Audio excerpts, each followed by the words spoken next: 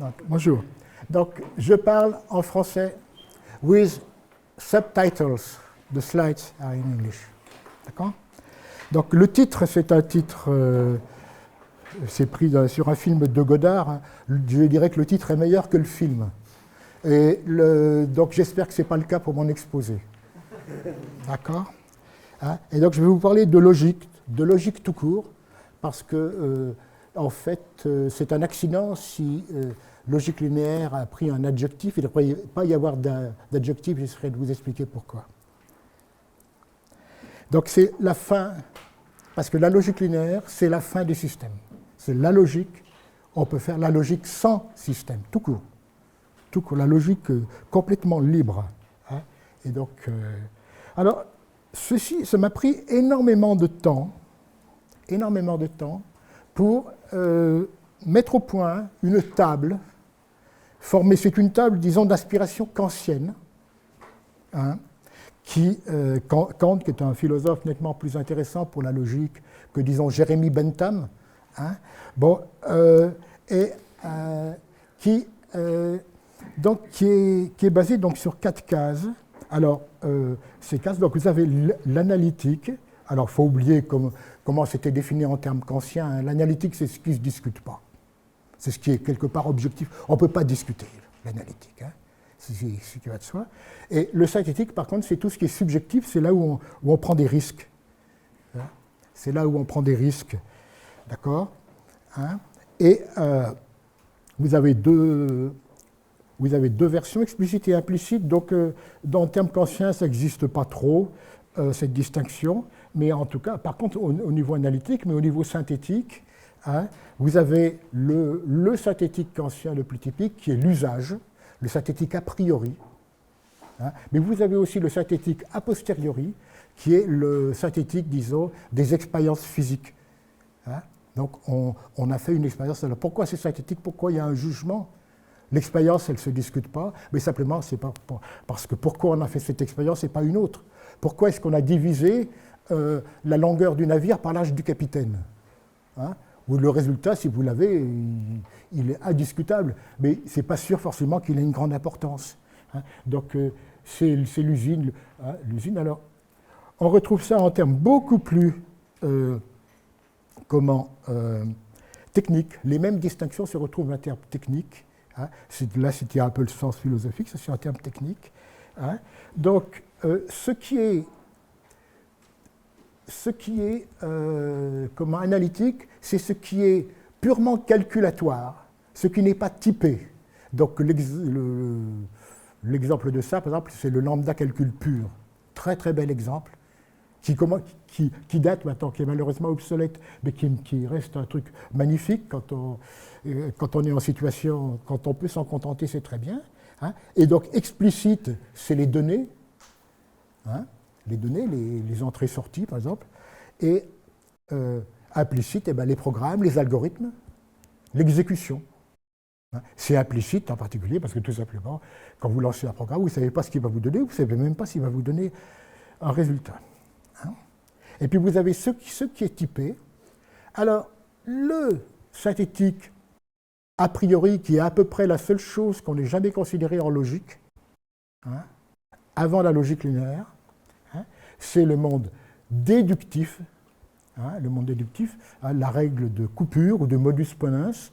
Modus ponens, c'est la version archaïque mal taillée de la coupure, mais enfin, c'est quand même ce qui est la plus pratique.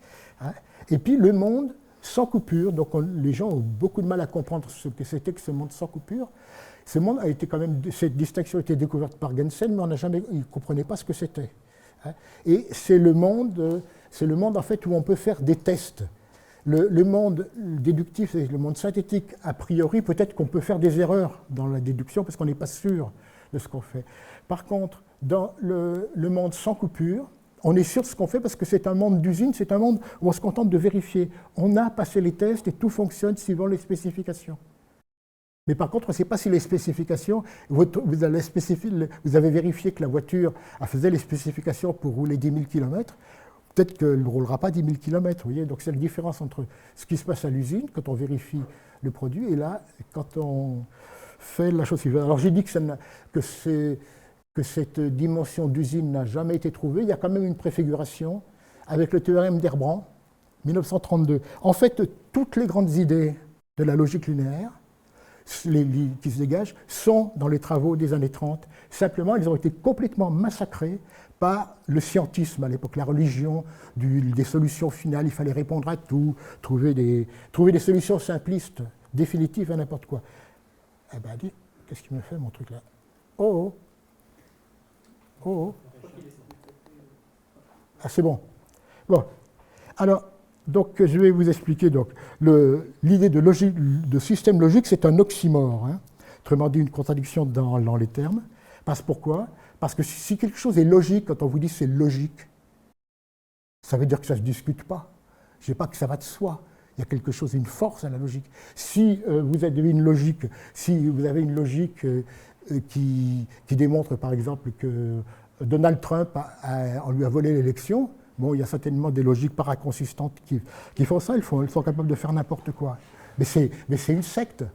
C'est une secte. Ça marche que chez les fascistes qui soutiennent Trump, mais ça ne marche pas ailleurs. Hein.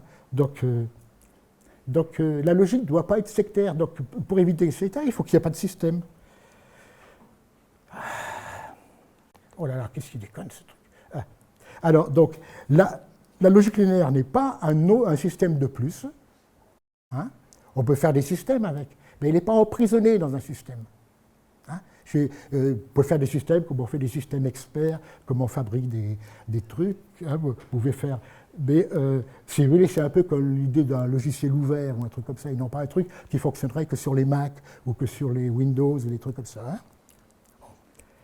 Et ben, la première évidence de cette idée, c'est dans Gensen. Gensen, 1934. Le calcul des séquents. Et qu'est-ce qu'on trouve dans le calcul des séquents? La propriété de la sous-formule. La propriété de la sous-formule, vous voulez démontrer, c'est le calcul des prédicats de premier ordre, vous voulez démontrer A, la démonstration sans coupure de A. La démonstration avec coupure utilise tout le système, peut utiliser des tas de trucs, des formules qui n'ont aucun rapport, mais la démonstration sans coupure n'utilise que A, que ce qui a rapport, que le petit univers qui contient A. D'accord? Et bien ça veut dire que ça ne dépend pas du reste du système, donc on n'en a pas besoin. Hein? Donc autrement dit, bon, si la formule contient en quelque sorte avec elle son propre système, ça veut dire qu'on n'a pas besoin de système. Si j'ai B, maintenant, ce n'est pas un autre système qui va, si vous avez B, si vous voulez les faire communiquer, ce n'est pas deux choses qui vont entrer en conflit. Hein? D'accord? Vous voyez, c'est déjà chez Gensen. Hein? Alors, vous avez bien entendu le théorème d'Herbrand, qui est antérieur à ça. Hein? Herbrand, donc, il est mort en 1931, il avait 23 ans. C'était un Français. Hein? Et le théorème d'Herbrand préfigure les réseaux de démonstration. Si vous avez entendu parler de réseaux de démonstration ici, eh ben c'est la seule préfiguration des réseaux de démonstration avant 1986. Hein? Et alors, quel est le problème que se pose Herbrand? Et c'est encore une fois, c'est un problème qui n'est pas ici, il fait un pied de nez à une autre variante de la notion de système, qui est la notion de sémantique. La notion de sémantique, c'est comment interpréter quelque chose dans un système complètement préformaté à l'avance. Hein? Et bien, qu'est-ce que fait Herbrand? Il se pose la question, il s'intéresse qu'à la quantification, pour des raisons historiques. Hein? Et il veut se poser la question quelle est la différence entre pour tout et il existe. Pour tout, il existe, et il existe pour tout. La masturbation sémantique, qu'est-ce qu'elle vous dit? Elle vous dit que ici, le Y ici, dans ce cas-là, il ne dépend pas de X. Ça n'apprend strictement rien, c'est ce qui est écrit. Hein? Axiomatiquement. Hein? Donc, Herbrand a trouvé une manière de ne pas dire ça, de sortir de cet enfermement réaliste. Et il regarde ce que c'est qu'une démonstration, et fondamentalement, bon, je simplifie, hein, mais une démonstration de ça, ça contient une chose comme un t moins t pour y. Hein? Et donc ici, on voudrait dire que que ce t ne dépend pas de x. D'accord? Et bien, qu'est-ce qu'a fait Herbrand? Il écrit simplement x égale f de y. Une dépendance formelle, une pure dépendance formelle. Et si vous remplacez si vous remplacez x par f de y, et si jamais t dépend de x, et bien vous avez une boucle. Vous n'y arrivez pas. C'est exactement ce qui se passe dans les réseaux de démonstration quand on fait des erreurs. Hein? Voilà, le réseau de démonstration, c'est fait pour des choses beaucoup plus fines que la quantification. Hein? Mais c'est déjà là. Et vous voyez ici, non plus, il n'est pas question de système, il n'est pas question donc de dire que de système, pas question de réalité, il n'est pas question de dire que, par exemple, la différence entre les deux, c'est qu'on a suivi les règles et que la règle pour ça et la règle pour ça, c'est pas que la règle pour cela n'est pas la règle pour l'autre, ou qu'elles ne se font pas dans le même ordre. Ce genre d'ânerie qui n'a aucun sens. Donc, et qui amène fatalement donc, au système. Donc ces deux personnes nous.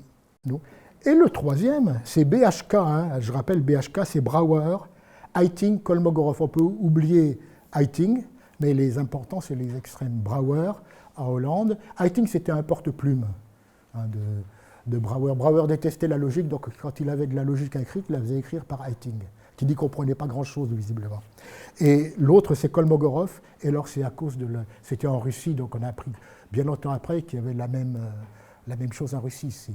En tout cas, bon, il est honnête, bien de le mettre. Alors, BHK, c'est des démonstrations comme fonction. Hein? Donc, ça veut dire qu'on prend les démonstrations et on regarde comment on les utilise. Donc, on les utilise comment, les démonstrations? À travers les conséquences. Hein? Normalement, une démonstration, ça a des conséquences logiques. Donc, c'est, pour reprendre l'expression de Wittgenstein, meaning is use. D'accord? Hein? Et bien entendu, si c'est l'utilisation, hein, eh ben, ce n'est pas vérifiable. On ne peut pas vérifier l'utilisation de quelque chose. Hein? Vous ne pouvez pas vérifier l'utilisation. Par exemple, l'utilisation d'une voiture, où votre voiture va rouler 100 000 km, vous n'allez pas lui faire rouler 100 000 km pour vérifier. Hein? Il n'y a pas moyen de savoir. Bon, il y a eu tout un tas de discussions complètement ineptes sur la possibilité de savoir si les fonctions étaient réellement des fonctions. Bon, oublions ça, c'est des distinctions entre... Simplement, ce n'est pas la même chose parce que l'usage et l'usine ne sont pas pareils. Hein? Alors, une démonstration de A implique B, c'est une fonction, de manière fonction, bon, dans un sens assez vague, des démonstrations de A ou démonstrations de B. Hein. Ben, vous avez une démonstration de A, vous la mettez ici, vous appliquez le modus ponens et vous trouvez une démonstration de B. Hein. Bon, c'est ça l'idée générale. Bon, après, ça marche, mais c'est une excellente idée. Et vous voyez, encore une fois, il n'y a pas de système là-dedans. Où il est le système? C'est une fonction. Vous voyez? Donc, vous voyez, ces trois machins fondamentaux du début des années 30. Tout ça, c'est avant 1935. Hein? Ils sont déjà complètement dans la ligne que je vais vous expliquer. Hein? Et bien entendu, cette démonstration, ben, c'est un truc performatif. Hein? Il va de constat. Vous voyez, les démonstrations de A, vous pouvez l'avoir comme un constat, c'est-à-dire une donnée. Celle-là comme une donnée, il va être constat à constat, et la performance se fait par une émission des coupures. Donc, si vous voulez, tout ça va ensemble. Hein. Tout ça va ensemble. Il y a strictement, ce sont plusieurs facettes de la même chose. En fait, ce sont les liens entre les diverses cases de mon diagramme kantien, entre guillemets, hein, que je vous ai écrit. Hein. Alors, on va arriver à la chose suivante. Je reviendrai dessus à la fin. Hein. Eh bien, tout ça nous donne le droit à avoir une architecture ouverte. Hein. Comme, si vous voulez, comme les logiciels ouverts, qui ne sont pas supposés fonctionner seulement pour la version 13.2.1 de Mac, etc. Complètement compatibles. Si j'ai démontré A, Si quelqu'un ici a démontré A, si quelqu'un là-bas a démontré B, eh bien, ils peuvent discuter et les deux ils peuvent combiner leurs résultats. Ce qui n'est pas du tout le cas dans les systèmes basés sur l'axiomatique. Hein. Des systèmes axiomatiques consistants sont incompatibles. Hein. On peut avoir T plus A et T plus non A. Mais on n'est plus dans la logique, on est dans l'axiomatique, quelque chose d'autre, hein, qui a tout à fait sa valeur, mais qui n'est pas logique. Qui n'est pas logique, c'est le contraire. La logique, c'est ce qui n'est pas axiomatique, justement, dans le raisonnement. Hein. Donc, il ne faut pas confondre les deux. Hein. Alors, donc, une architecture ouverte, hein, qui est basée sur les choses suivantes. Vous avez... Je ne sais pas si vous connaissez la différence entre Church et Curry. Hein. Vous avez le typage à la Curie, par exemple pour le lambda calcul, et ça consiste à donner des types au lambda terme en fonction de ce qu'ils font. En fonction de ce qu'ils font. Par exemple, s'ils envoient le type A dans le type B, on dira qu'ils sont de type A implique B. D'accord, hein. Et donc, c'est exactement, donc c'est ici que se trouve l'usage, grosso modo, c'est le BHK. Hein, et donc, vous avez une strate comme ça. Vous avez une deuxième strate, c'est l'usine. Hein, donc, la première strate donc, est existentialiste, c'est-à-dire on ne suppose pas que les structures sont là. Hein, que les structures ne préexistent pas à l'objet. Hein. L'autre version, c'est Church. Church, c'est avec des types explicites. Donc on a voulu les exposer. Les opposer, il n'y a pas à les opposer. Ils font partie de la même chose. Ils font partie du même paysage. Hein. Et ce n'est pas vraiment essentialiste de donner des types. Donner des types, ça veut dire donner des structures, donner des formats. Mais ce n'est pas vraiment essentialiste parce que... c'est quelque chose qui ne tombe pas du ciel, ça se vérifie. Ça se vérifie, c'est là où sont les tests des réseaux, c'est là où sont les réseaux. Hein, et les réseaux qui sont là pour les démonstrations sans coupure, les démonstrations normales. Hein. Et un troisième truc, c'est l'adéquation. L'adéquation, c'est-à-dire qu'il faut évidemment, vous pouvez faire ce que vous voulez, mais il faut quand même qu'il y ait une adéquation. Et cette adéquation, il n'y a pas de miracle. Il faut la démontrer quelque part mathématiquement. Et ce n'est pas la peine de faire des sophismes. Il y a quelque part besoin de faire des raisonnements mathématiques disant que nos objets ouverts vérifient l'illumination des coupures. Mais bon, vous savez, quand les mathématiques usuelles, là, elles sont taillées tellement larges, que ça fait longtemps que plus personne discute dessus. On a arrivé strictement rien sur les questions de fondement pour la théorie des ensembles, donc ce n'est pas la peine de discuter là-dessus, c'est faire des sophismes, et autant, si on commence à faire un sophisme là-dessus, autant arrêter de faire de la logique, parce qu'on pourrait dire, autant dire, oui, je suis sûr de rien, peut-être que je ne suis pas en train de parler. Hein, c'est à peu près du même niveau. Hein. Bon. Alors maintenant, je vais vous donner un exemple d'un obstacle majeur à la désystématisation, à l'ouverture de la logique. C'est l'égalité. L'égalité qui n'a jamais été traitée correctement en logique. Moi, ça m'a pris 20 ou 30 ans pour arriver à vous sortir ce transparent-là. Hein, et pour arriver à tirer l'égalité de sa gangue axiomatique. Donc, il y a un truc qui traîne, qui est un truc pas très glorieux, qui est ce qu'on appelle l'égalité de Leibniz. Toute propriété de A est propriété de B. Voilà. Ça s'écrit comme ça, définition du second ordre. Hein? Et prenons une propriété. Être à gauche de symbole, être à gauche de ce symbole. Vous voyez, ça fait une différence entre les deux. Alors évidemment, encore une fois, il y a le philosophe analytique de service qui vient et dit « Ah ouais, tu ne connais pas, tu n'as rien compris parce que ce n'est pas une vraie propriété. On n'y a pas droit. » On n'y a pas droit. Pourquoi?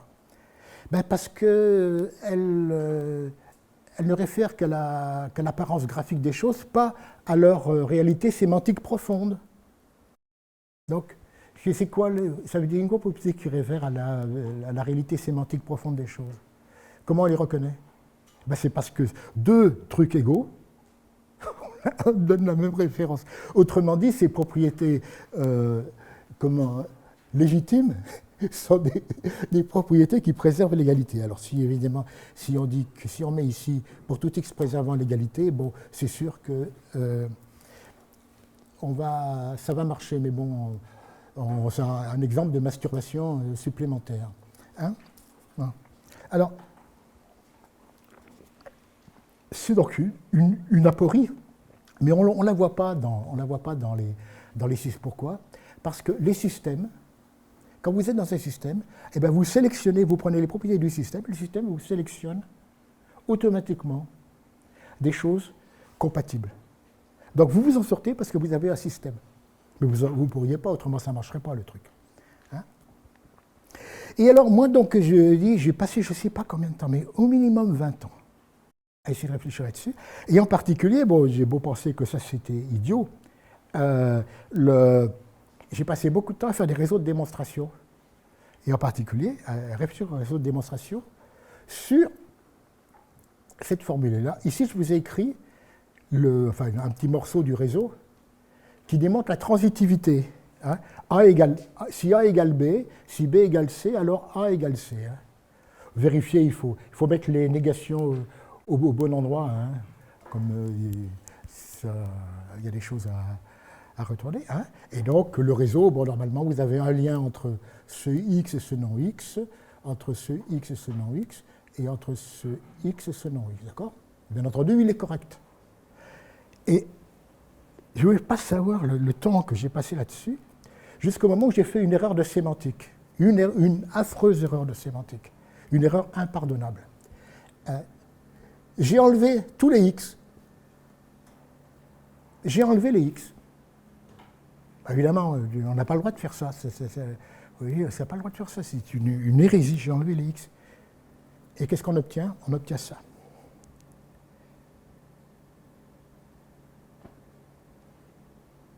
Et donc ça veut dire que si les individus étaient des propositions, eh bien tout fonctionnerait sans aucun problème. Il n'y aurait strictement rien à faire. Hein. Et donc, d'où les individus, les soi-disant individus du calcul des prédicats, ben, c'est des propositions. Seulement, les individus comme propositions, ça suppose une gestion linéaire.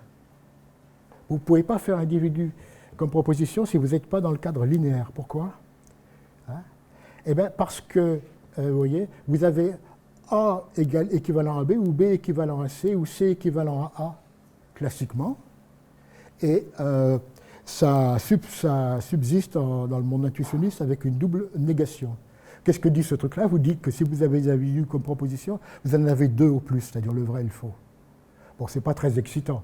Si tout mon truc, c'est pour dire que j'ai que deux individus, le vrai et le faux, bon, d'accord, l'opération est réussie, même malade est mort, hein, il faut y aller doucement. Hein. Et donc,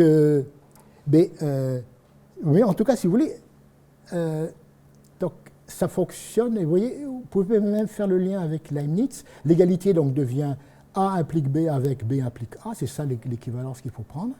Hein. Et à ce moment-là, il vous suffit de prendre deux cas pour X ici. Prenez X, l'identité, qui ne change rien, et puis X, la négation.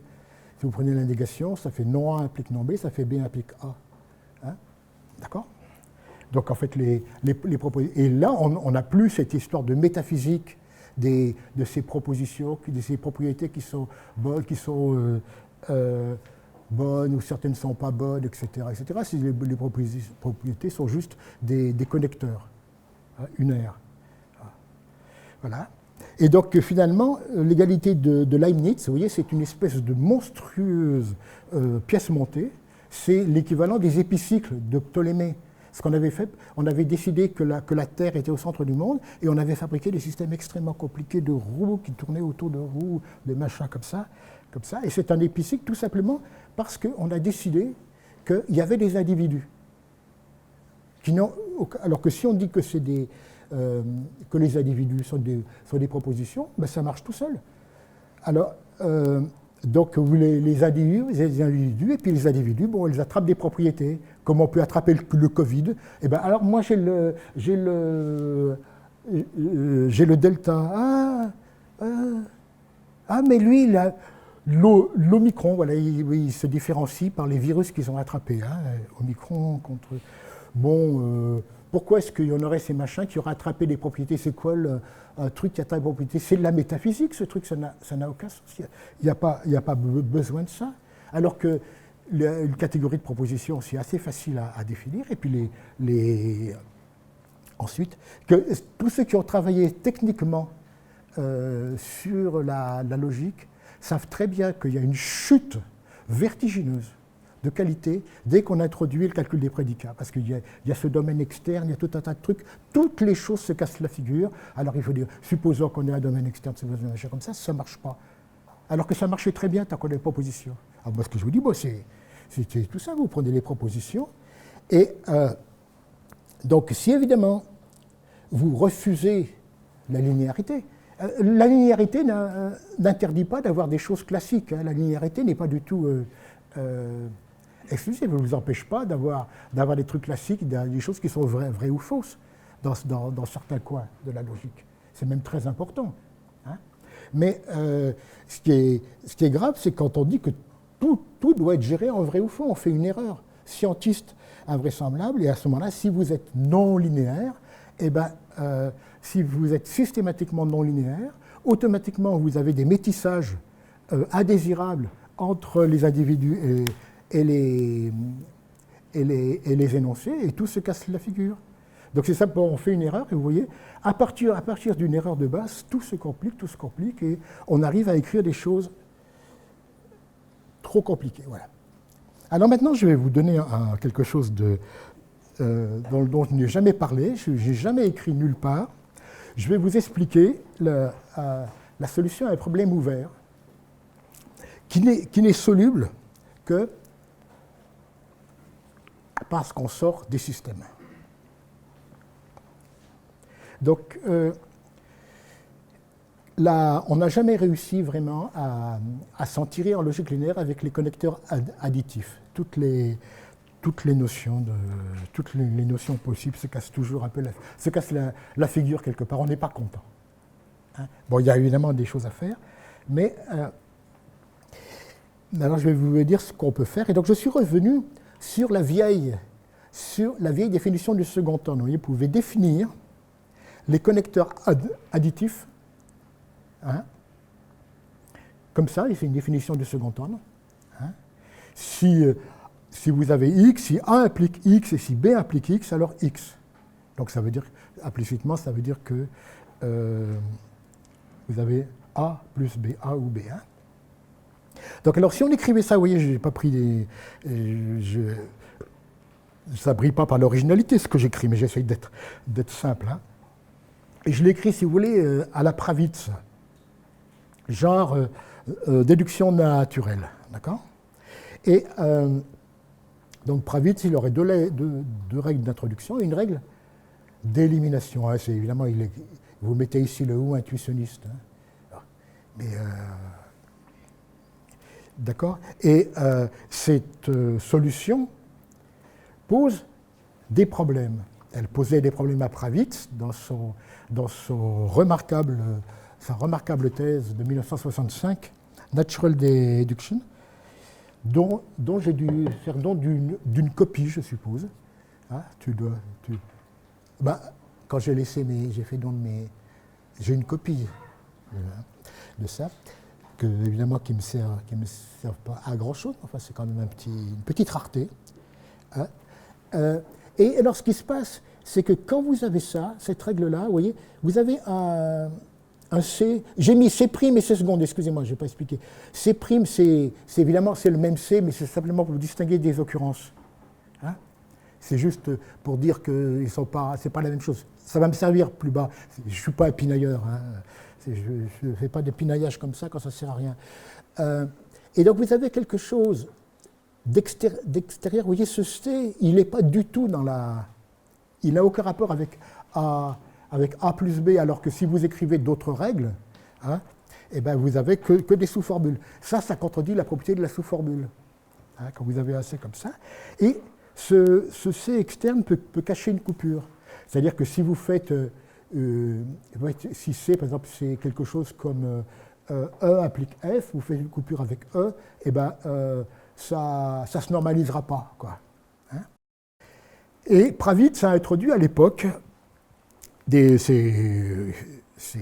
a fait ça très bien techniquement, hein, un processus appelé les conversions commutatives qui permettent c'est un deuxième type de choses à réduire. Ça revient à faire commuter des trucs au-dessus de cette règle-là.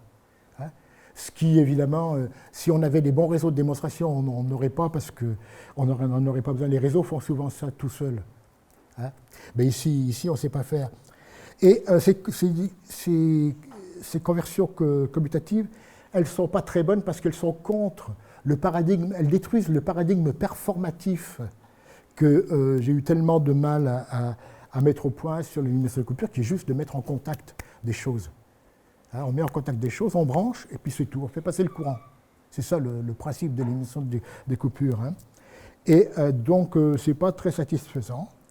Hein. Mais il y a quelque chose qu'on n'a pas. Il y a une proposition qu'on n'a pas imaginée. C'est tout simplement de délogicaliser. Vous oubliez que C', C seconde, C sont des formules, donc des formules qui ont avec des critères de correction, avec tout ce qu'il faut. Ça, c'est le second temps, on n'en finit plus quand il faut gérer ça. Et vous dites, c'est juste des lieux. C'est des lieux A, B et C. Vous écrivez la même chose. Alors, qu'est-ce que ça change? Eh bien, d'abord, vous avez un critère de correction. Le critère de correction dit, vous branchez ceci avec ceci ou ceci avec cela. Donc, vous avez un réseau. Mais attention, hein, C, A, B ne sont pas des formules, c'est juste de l'espace, hein, c'est juste des points.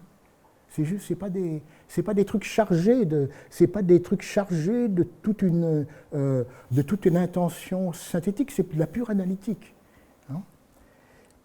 Et ben, on peut toujours avoir des coupures cachées, parce que c'est pas le fait d'avoir enlevé les formules qui cachent les coupures. Seulement,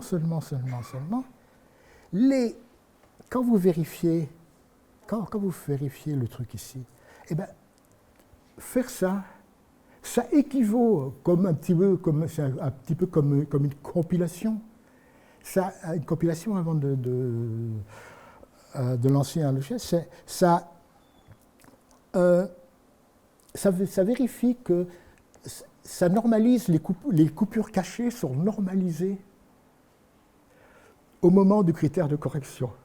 Autrement dit, il n'y a pas de mauvaise surprise.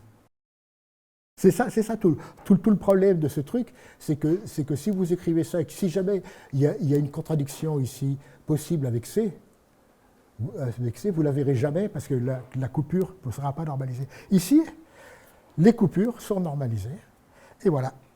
Et donc voilà comment fonctionne le truc. Eh bien, il vous faut A, B, vous avez, pour faire A plus B, il vous faut A, B, et puis 3 lieux purs, A, B, C. Donc vous avez 5 sous-formules, si vous voulez, A, B, C.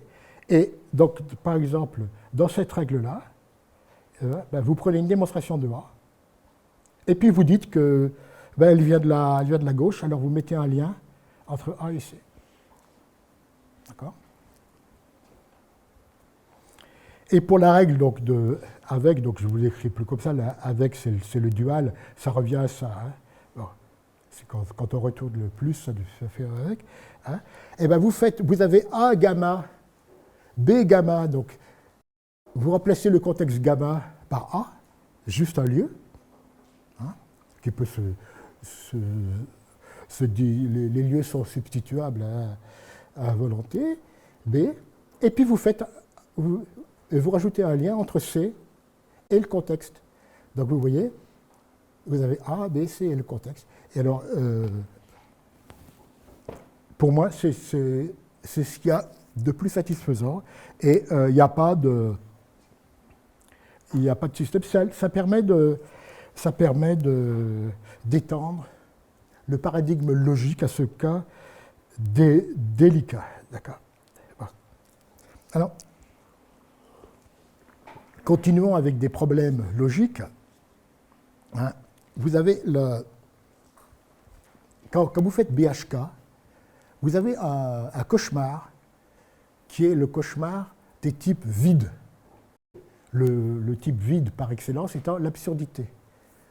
Donc une démonstration de A implique l'absurdité, c'est-à-dire de non-A, c'est une fonction à valeur dans l'ensemble vide. Alors vous savez, il n'y en a pas beaucoup. Si l'ensemble de départ n'est pas vide, il n'y en a pas du tout. Et si l'ensemble de départ est vide, il y en a une. Ce qui vous justifie non A ou non A, du moins quand on fait de la réalisabilité, qui est la version, disons, vite fait, bien fait de BHK. Hein. Et bien entendu, bon, vous voyez bien que ce n'est pas acceptable un truc pareil. Alors, ce que disent les gens à ce moment-là, ils disent « Ah oui, mais on fait de la réalisabilité, mais il faut en plus une démonstration que intuitionniste que ça marche. » Alors, vous voyez, ça tourne en rond. On est en train de rebâtir des épicycles. Là, hein. Donc, c'est pas possible d'avoir des choses vides. La nature a horreur du vide. Et le vide, ça existe nulle part.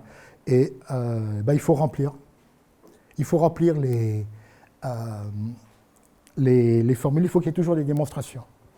Alors,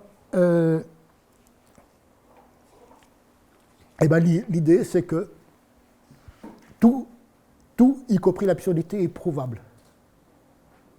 Tout est prouvable. Simplement, certaines démonstrations peuvent être invisibles parce qu'elles sont fausses.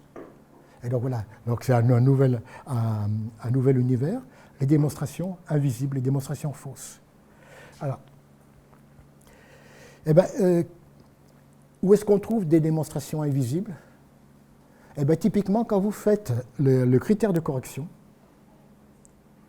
pour vérifier A, vous avez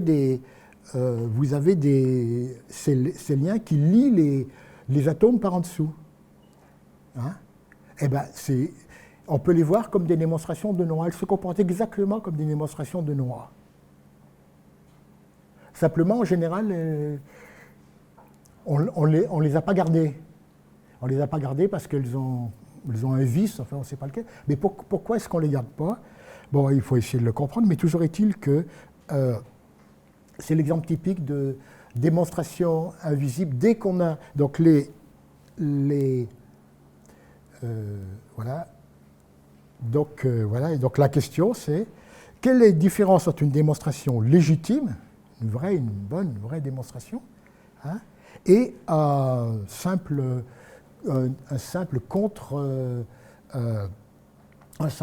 contre-test, un simple test, entre une démonstration légitime de A suivant les principes habituels, ou quelque chose qui est juste un test pour la négation. Évidemment, il faut trouver la différence, parce qu'on ne va pas dire que tout est démontrable. Tout ne peut pas être démontrable, parce que l'absurdité, donc il faut trouver une différence qui fait qu'on en rejette certaines. Hein? Dans première étape, il y en a partout. Deuxième étape, on ne les veut pas toutes. D'accord? Alors, ici, je dois introduire donc une petite nuance qui apparaît avec le temps, qui est liée à la logique du second ordre. Hein?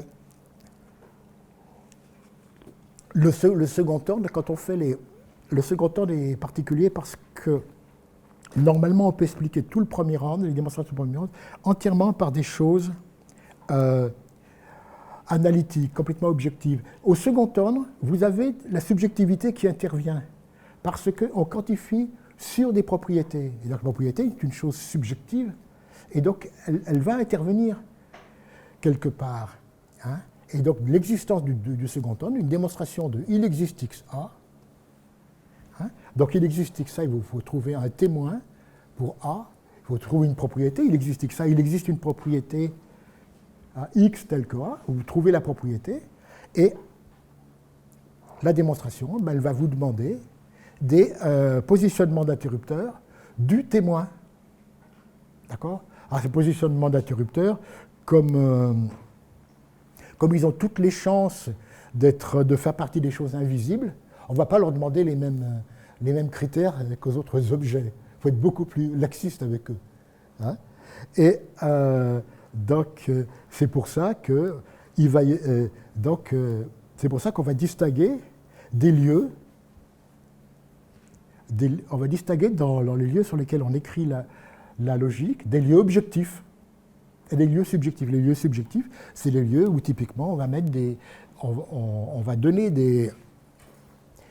mettre par exemple une démonstration fausse dans un lieu subjectif, mais elle va devenir vraie tout simplement parce qu'on ne calcule pas sa vérité de la même manière.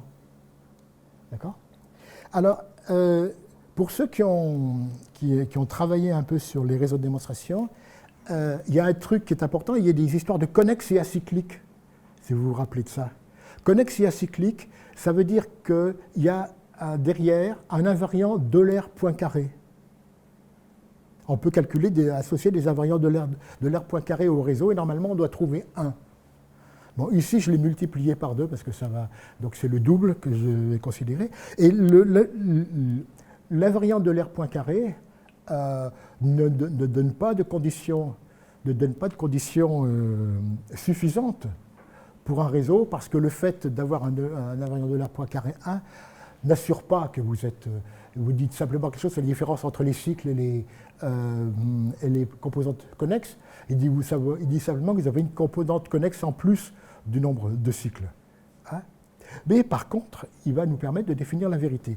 Alors vous voyez, quand vous avez un lien de réseau, un lien ici, vous voyez, il n'est pas binaire, hein, normalement. Les liens dans les réseaux, il n'y a que 2 points. Mais si vous faites des réseaux généralisés, si vous faites des critères de correction, vous pouvez avoir des liens d'arrêté arbitraires, hein, en bas du réseau. Et bien, vous voyez, donc ici j'ai mis la partie objective et là la partie subjective. Alors, vous voyez, vous avez 2 cas objectifs. Si n'avez pas si le lien est entièrement objectif, et bien c'est 2 moins K. 2 moins le nombre qui est ici. Et s'il est subjectif, dès qu'il contient au moins une donnée subjective, alors c'est moins K. Et ben vous faites la somme des valeurs de tous vos liens, vous trouvez un nombre. Et quand ce nombre est positif, et ben la démonstration est visible, elle est vraie. Et quand ce nombre est négatif, strictement négatif, et bien votre démonstration est invisible, elle est fausse. Et bien voilà. Et donc, comme ça, on a... Alors, bien entendu, quand même, il faut un minimum de choses. Donc, c'est la vérité. Cette vérité, elle est préservée par les règles. Toutes les règles logiques préservent la vérité. Bien la coupure aussi, bien sûr, mais ça, c'est une bêtise. Mais c'est surtout la normalisation. Quand vous normalisez, l'invariant augmente. Donc, évidemment, s'il était positif, il reste positif. Hein. Et alors, c'est une approche déréaliste. Hein, déréaliste. Elle s'applique aux démonstrations, pas aux formules. Vous pouvez définir ce que c'est qu'une formule vraie quand elle est une démonstration vraie, mais vous ne pourrez pas faire de calcul de vérité dessus. Ce n'est pas possible, parce que vous n'êtes pas capable de combiner une démonstration arbitraire de l'un avec une démonstration arbitraire de l'autre. Donc ça ne marche pas. Donc c'est un truc qui n'a absolument correspond à aucune sémantique possible. Même tordu. Et pourtant, il est question sémantique, qu'est-ce qu'on a tordu, hein? Eh bien non, ça ne marche pas, on ne peut pas. Donc les démonstrations, pour revenir sur ces démonstrations cachées, elles sont essentielles à l'architecture, et c'est de la même manière, vous avez dans vos ordinateurs, vous avez des tas de trucs. Par exemple, moi j'utilise Emacs, j'ai mon fichier .emacs. Si on me disait qu'il n'existe pas, si on me le virait, mon truc ne marcherait plus. Hein. Si vous enlevez tous les fichiers .que vous avez dans vos ordinateurs, l'ordinateur il est planté immédiatement. Hein. Donc il y a des choses qu'on ne veut pas voir, mais qui sont là. Hein. Et ces fichiers si vous voulez, ces points démonstration, eh ben, elles évitent que les types soient réellement vides et elles évitent cette aporie. Alors je signale à tout hasard que je donne la formule. L'absurdité se définit, je reviendrai sur ces deux symboles-là, se définit comme point d'exclamation, fou par wo implique fou. Hein? Et donc l'absurdité se définit, et cet objet est évidemment tout plein, il y a tout plein de démonstrations de l'absurdité. Mais ils ont tous des invariants très négatifs. Hein? Aucun évidemment n'est visible. Et donc voilà. Alors maintenant, je m'intéresse au système logique qui me semble logique le plus évident, mais qui en général exclut de la logique, c'est l'arithmétique. Hein. Ça a été axiomatisé par Peano. Axiomatisé, donc ça veut dire que ce n'est pas logique. Mais le travail de Peano est remarquable. Hein. Mais bon, ça fait combien de temps? Ça fait plus de 100 ans. C'était vers 1890, je ne sais plus exactement. Bon, il y a peut-être temps de donner un petit coup de... passer un peu le balai là-dessus. Hein. Bon.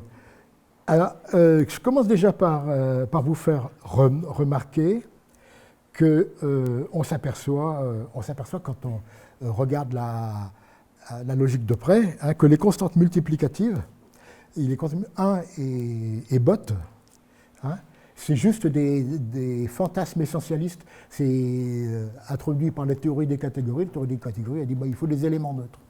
Bon, alors on a mis les éléments neutres, mais ils ne marchent pas. Ils ne marchent pas. Pourquoi ils ne marchent pas?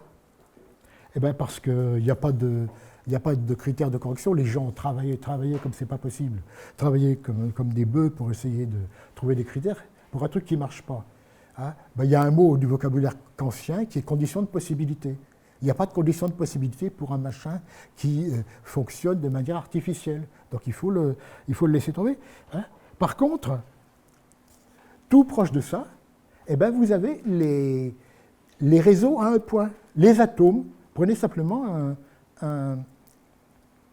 vous prenez simplement l'idée, ben, vous avez juste un atome, un truc à un point. Pourquoi on n'aurait pas en logique un truc à un point? Ça ne correspond pas à ça. Ça devrait correspondre à ça si ça marchait, mais ça ne correspond pas à ça. Donc ils sont notés comme ça. Hein, ça se prononce fou et wo, c'est des katakana. Hein. J'ai utilisé des symboles qui n'ont pas été prostitués à je ne sais pas combien de trucs. Hein, donc des trucs tout neufs. Parce que c'est vraiment des notions importantes.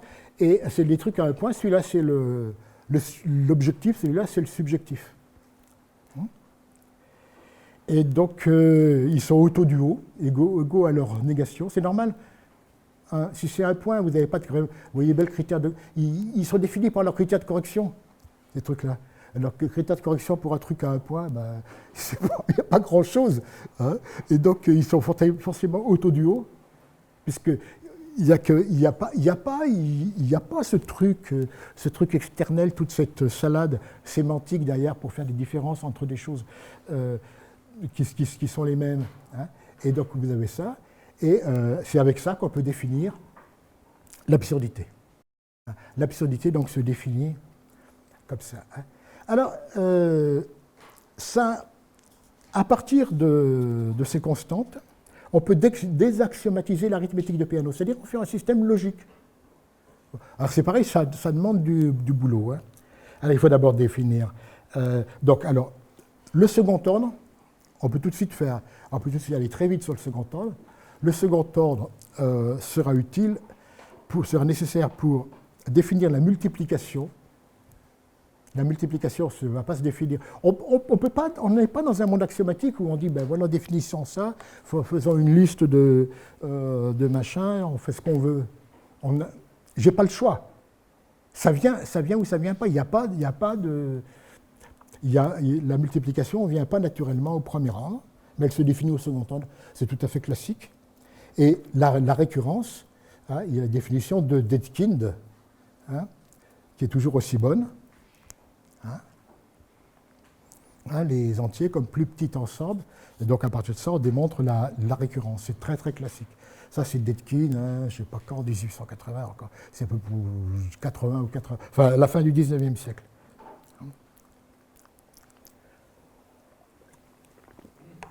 Et bien voilà, les individus sont des propositions. Et bien voilà, je vous donne les entiers. 1, ça c'est 1. La somme, c'est le tenseur. Et la différence, c'est l'implication. Bon, c'est tout à fait, ça marche bien. Et bien entendu, dans Peano, il y a une flopée d'axiomes.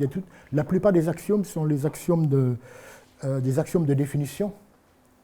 Les axiomes de l'égalité, on les a automatiquement, les axiomes d'égalité, puisque c'est l'égalité et l'équivalence logique. Bon, on n'a plus besoin d'huile de coude, ça devient gratuit, ce que ça aurait dû être depuis toujours. Hein. Mais il reste les axiomes 3 et 4. L'axiome 3, c'est Sx différent de 0, x plus 1 différent de 0. Et l'axiome 4, si deux successeurs sont égaux, alors les objets sont égaux. Alors là, ça demande vraiment complètement la vérité des réalistes. Vous ne faites pas ça, vous ne pouvez pas faire ça dans un quelconque système à l'ancienne, y compris si vous n'avez pas la vérité des réalistes. Et donc vous obtenez ça et vous arrivez à démontrer la chose qui manquait. Voilà. C'est le plus difficile, c'est celui qui m'a coûté le plus d'efforts. Hein. Voilà, donc c'est la vérité des réalistes. Hein. Et juste s'amuser un peu, parce que je ne peux pas m'empêcher de ricaner un peu contre la bêtise du tarskisme. Vous savez, Tarski il a dit la vérité est la qualité de ce qui est vrai. A et B est vrai quand A est vrai et B est vrai. Hein. C'est Molière s'était moqué des médecins qui disaient que l'opium faisait dormir grâce à sa vertu dormitive. Hein, bon, c'est exactement la même chose. Hein, et donc la vertu dormitive de la vérité, bon, j'en ai soupé, les gens présentent. Certains philosophes vous présentent ça comme si c'était une philosophie analytique. C'est d'une profondeur. Alors on dit, mais l'empereur est nu. Ah, mais vous n'avez rien compris. C'est justement parce que ça a l'air bête que c'est profond. Moi, je veux bien. Hein. Bon, alors, je vous donne un exemple avec vrai et faux. Vous voyez, 1, hein, c'est fou, il est vrai. Moins 1, si on applique la vérité, hein, c'est 1 moins 1 moins 1. Donc ça vous donne, comme ils sont auto-duo, ça vous fait, ça serait être un fou, un non fou, mais bon, comme c'est fou, hein, ça vous donne ça. Celui-là, il est faux. Regardez l'invariant de l'air point carré, il vous fait 2 moins 3, il vous fait moins 1. Alors que fou par fou, qui est 0, hein, il vous fait 0. Hein, il passe de justesse, le 0, mais il passe. Et mais vous voyez, 1 plus non 1 est égal à 0. Donc 1 plus moins 1, ça fait 0. Et donc ceci, 0, il est vrai. Donc vous avez un vrai tenseur, faux, vrai. Simplement parce que ça n'obéit pas aux tables de vérité. Ça n'obéit pas aux tables de vérité. Ça ne s'intéresse pas à la vérité des propositions, ça s'intéresse aux démonstrations elles-mêmes. Et donc évidemment, et donc ça contredit le pléonasme tarskien et toute espèce de table de vérité. Voilà. Donc voilà, maintenant j'espère vous avoir, sinon convaincu, du moins un peu intrigué, hein, qu'il y avait quelque chose à faire du côté contre les systèmes, contre en fait cet essentialisme délirant. Hein, et être contre les systèmes à notre époque, c'est être contre le totalitarisme. Hein. La logique est une approche anti-totalitaire, du moins comme je la conçois. Ce n'est pas comme ça que la concevait Bertrand Russell, grand admirateur d'Hitler, comme chacun sait. Bon. La géométrie de l'interaction. Hein. Alors, vous avez une question d'analytique. L'analytique, c'est quelque chose qui est au-delà de toute discussion. C'est typiquement le calcul. Donc la question, c'est où est l'espace analytique? Où est l'espace analytique? Hein? Eh bien, un exemple d'espace. Donc, oui, excusez-moi, c'est ce qui est donc ce qui est analytique hors de toute discussion, mais l'espace, le choix de l'espace lui-même, on peut le discuter. Parce que ce n'est pas parce que quelque chose se fait quelque part et qu'on ne peut pas le discuter qu'on l'a fait dans l'espace le plus élégant, le plus naturel, celui qui sera le plus ouvert à des manipulations. Hein? Et donc, quel est l'espace analytique? Ben, par exemple, il y en a un qui est excellent, c'est le lambda calcul pur. C'est très robuste, mais c'est archaïque. Vous ne pourrez pas faire de linéarité, vous ne pourrez pas faire de négation involutive, etc., dans le lambda calcul pur. Hein? C'est trop asymétrique comme formulation. Et donc, j'ai cherché depuis très longtemps les algèbres d'opérateurs. Hein? J'ai passé l'essentiel de mon activité d'ailleurs là-dedans, dans les algèbres d'opérateurs, hein? Les star algèbres, les algèbres stellaires, les algèbres de von Neumann. Hein? Et c'est parti tout ça est parti des réseaux de démonstration multiplicatifs. Vous regardez un réseau de démonstration multiplicatif, vous avez des atomes, hein, et vous avez des liens entre les atomes. Et donc, quand j'ai un lien entre A et non A, vous pouvez voir ça entre une permutation qui échange A et non A. Hein. Et donc, les parties supérieures peuvent être vues comme des permutations. Hein? Ça mène à la géométrie de l'interaction. Je ne sais pas si je crois qu'il n'y a pas vraiment eu de cours là-dessus. Hein? Mais ça peut aussi vu comme des partitions. Et on reviendra après sur les partitions, parce que c'est adapté à la chose la plus moderne que j'ai, c'est-à-dire ce que j'ai appelé Schrödinger's cut. Hein, c'est pas un chat. Hein, Schrödinger's cut, c'est la logique inspirée par la mécanique quantique. L'interaction de la logique avec la mécanique quantique. Ce n'est pas une explication de la mécanique quantique, hein, mais n'importe comment, vu ce que les logiciens ont fait là-dedans, il ne faut mieux pas se mettre dans cette tradition-là. Bon. Alors, en géométrie de l'interaction, les démonstrations sans coupure sont des symétries partielles. Des symétries partielles. Hein, donc, ça veut dire que c'est des opérateurs auto-adjoints, hein, et tels que U3 égale U, ça veut dire en fait que U2 est un projecteur. Hein. Donc ça veut dire que c'est grosso modo c'est l'échange de deux sous-espaces.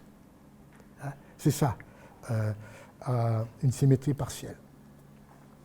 Et alors l'application d'une fonction, j'ai mis entre guillemets, hein, on a l'idée de fonction, donc on revient toujours à BHK, mais disons c'est quelque chose d'un peu moins naïf que la réalisabilité. Hein. L'application d'une fonction à un argument, hein, qui est l'élimination des coupures, hein, vous avez une fonction f, donc ce sont des symétries partielles, hein, est exprimée par cette formule. F, ça c'est f de A, hein, et ça s'écrit comme ça.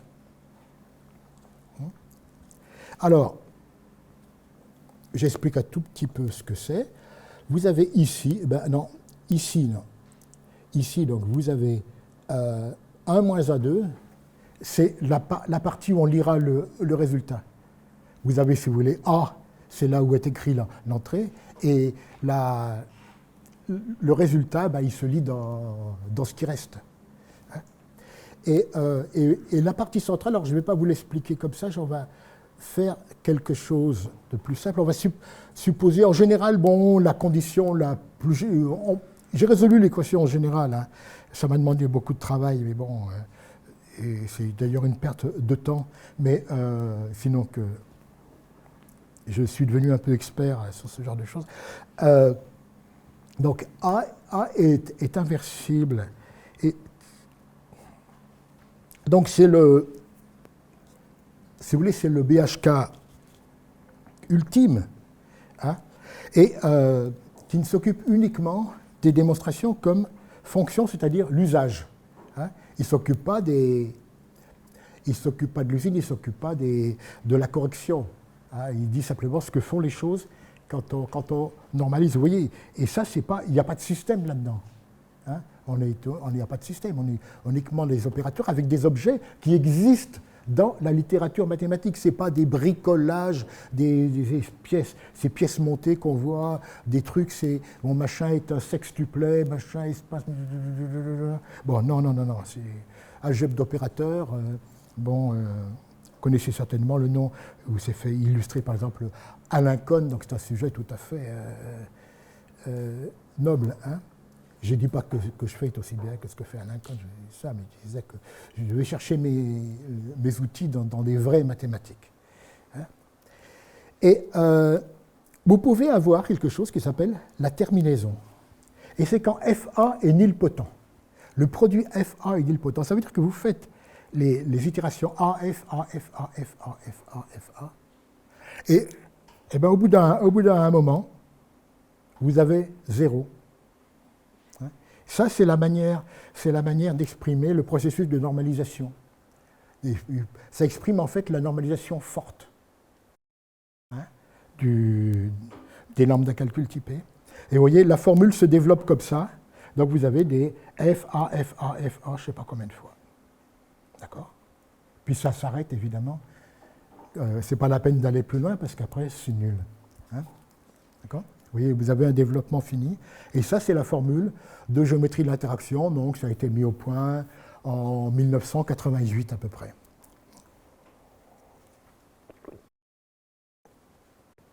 Et il reste une question, donc.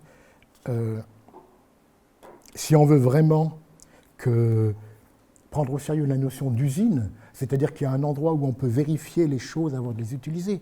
Hein. C'est comme une usine, on croit vérifier, enfin faire passer des tests en espérant que tout fonctionnera bien.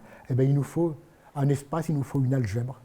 Cette algèbre, c'est ce qui va remplacer le lambda calcul pur. Hein. C'est la version, si vous voulez, moderne du lambda calcul pur. Alors, ça sera une algèbre, donc, stellaire, mais préstellaire. Ce que je veux dire par préstellaire, je veux dire qu'elle n'est pas complétée. On n'utilise que la partie algébrique. Hein. Alors voilà cette algèbre U, alors ça, elle est vraiment très belle. Ça, c'est un petit bijou. Et elle n'est venue que dans mon tout dernier article, hein, dans mon article sur le Schrödinger's cut. Hein, et elle utilise les travaux d'Herbrand. Donc c'est là où on peut transformer les travaux d'Herbrand en une algèbre stellaire. C'est sympa. Hein. Donc il faut fixer un langage fonctionnel. On s'en fout complètement, aucune importance, pourvu qu'il y a un symbole 0R et un symbole 1R.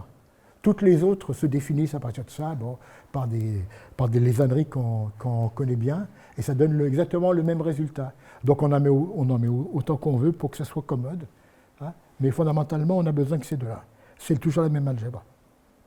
Et vous prenez comme monôme, vous prenez des monômes qui sont de la forme TU star, ce sont des termes, avec les mêmes variables. Elles sont considérées comme muettes. Autrement dit, si j'écris avec x, y, ça peut écrire aussi bien échanger x et y ou remplacer x et y par z et w, ça me donne le même résultat. Pourvu que je le fasse pareil dans t et u. Hein. Ben, vous connaissez les conventions sur les variables muettes, je suppose. Hein. Alors voilà des exemples. Voilà un exemple de monôme. Mais ça, c'est interdit. Je vais expliquer tout de suite après pourquoi c'est interdit, c'est une raison de bon sens. Hein. Alors comment est-ce que vous composez ces monômes? Si on veut faire une algèbre, il faut composer les monômes. Ben, vous voyez, vous avez ceci, ben, il faut mettre ces deux trucs ensemble. Et donc, vous cherchez à unifier U et V. Bien entendu, unifier comme les variables sont muettes, vous commencez par changer le nom des variables, hein, pour qu'elles ne soient pas pareilles. Sinon, vous allez avoir des mauvaises blagues. Mais les trucs muets, tout le monde sait bien que quand on met ensemble deux trucs quantifiés, on change les variables. Ne me faites pas dire des bêtises. Hein. Et donc, si vous prenez l'unificateur principal, et vous voyez, ça vous donne T et W avec l'unificateur principal. Hein, et si ça ne s'unifie pas, eh ben, c'est 0. C'est 0. Bon, on n'a pas mis le 0, mais enfin, il va venir naturellement. Alors, l'exemple typique, évidemment, c'est XX star qui fonctionne comme l'identité. C'est l'élément neutre. Hein? D'accord? Et X se justifie avec T comme T. Hein? Et vous avez une involution qui consiste à échanger T et U. Hein? Et bien entendu, c'est pas sans surprise, cette involution est contravariante par rapport à la composition. Elle retourne le sens de composition. Alors, cette algèbre, eh ben, elle opère sur l'espace de Hilbert, alors, lequel il y en a fondamentalement un, hein, mais avec avec une variété de présentations très différentes. Et ici, on prend l'espace de Hilbert petit L2, les suites de carrés sommables engendrées par les termes clos. Hein, les suites des termes clos. Et ben, vous définissez que TU star sur A, donc ça c'est l'action que j'ai notée comme ça, il agit sur A, il donne B, quand, vous voyez ici j'ai fixé un A0 star quelconque, hein, sans A est sans variable, donc A0 star est sans variable, et bien quand ça vous donne ça, d'accord, hein, ça vous donne donc, alors ça fonctionne parce que les variables sont les mêmes. Si les variables n'étaient pas les mêmes, s'il y avait des pertes de variables, eh bien vous auriez une divergence des sommes, où les sommes divergeraient. Soit les sommes divergeraient pour TU star, ou elles divergeraient pour son adjoint. Bon, alors, dans les deux cas, bon, c'est évidemment inacceptable. Hein. Puis bien entendu, donc ça vous donne... donc en fait, TU star vous donne une permutation. TU star vous donne une permutation de la partielle de la base. Hein. Alors, l'involution, eh ben, elle correspond à l'adjoint. Hein. L'involution, quand vous implémentez l'involution, eh ben, c'est l'adjoint, c'est l'opérateur adjoint sur les espaces de Hilbert. Et en fait, on comprend mieux cette histoire de TU star, parce qu'on pourrait très bien, si on définissait T et U, vous voyez, ce sont des applications multilinéaires de L2, autant de L2 que de variables, dans L2. Et donc, bien sûr, TU star, il faut que ça soit le même ici, pour pouvoir les combiner, d'accord, hein. Donc, vous voyez, il n'y a pas de mystère. Hein. Et vous prenez l'algèbre engendrée par les TU star, et elle admet donc une norme stellaire. Hein. C'est important dans les algèbres stellaires, c'est qu'il y ait une norme stellaire. C'est qu'il y en ait au moins une. Et une norme stellaire, hein, c'est un truc qui vérifie ça.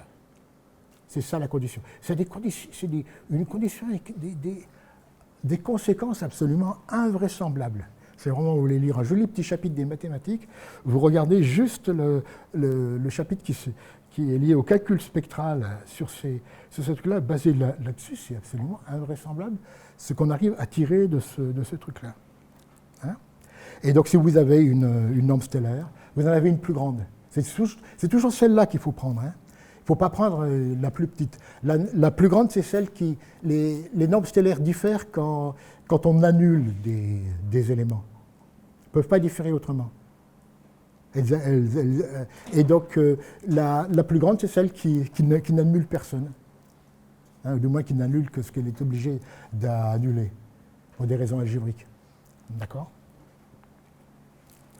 Et donc, bien entendu, c'est intéressant d'avoir une norme, parce que si jamais on veut faire des raisonnements sur ces choses-là, eh ben, ça peut être utile d'avoir un espace dans lequel on peut faire des développements infinis, des trucs comme ça.